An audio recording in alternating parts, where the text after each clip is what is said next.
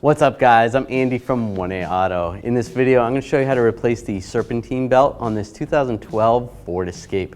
If you need parts for your vehicle, click the link in the description and head over to 1aauto.com.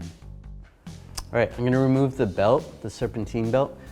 Keep in mind, we have the bumper off. To do this job, you don't have to have the whole bumper off. We can just take this panel off. To do that, you can just pull the tire off and access that panel.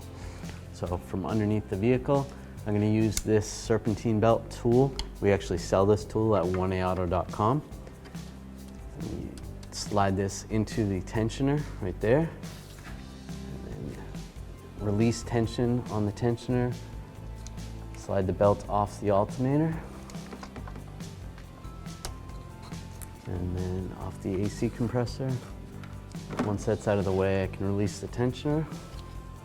Pull the tool off, and then pull it off the crank pulley, and there's the belt.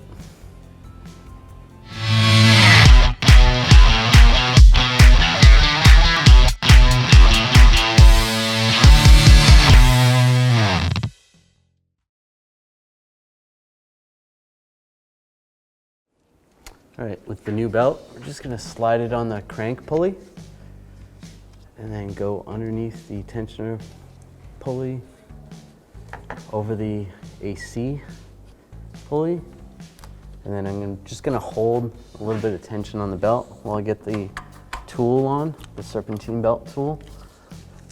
Pull the tension off the tensioner and slide it over the alternator. Make sure all the splines are correct on the pulleys,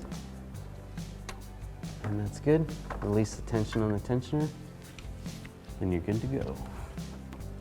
Thanks for watching. Visit 1aauto.com, your place for DIY auto repairs, for great parts, great service, and more content.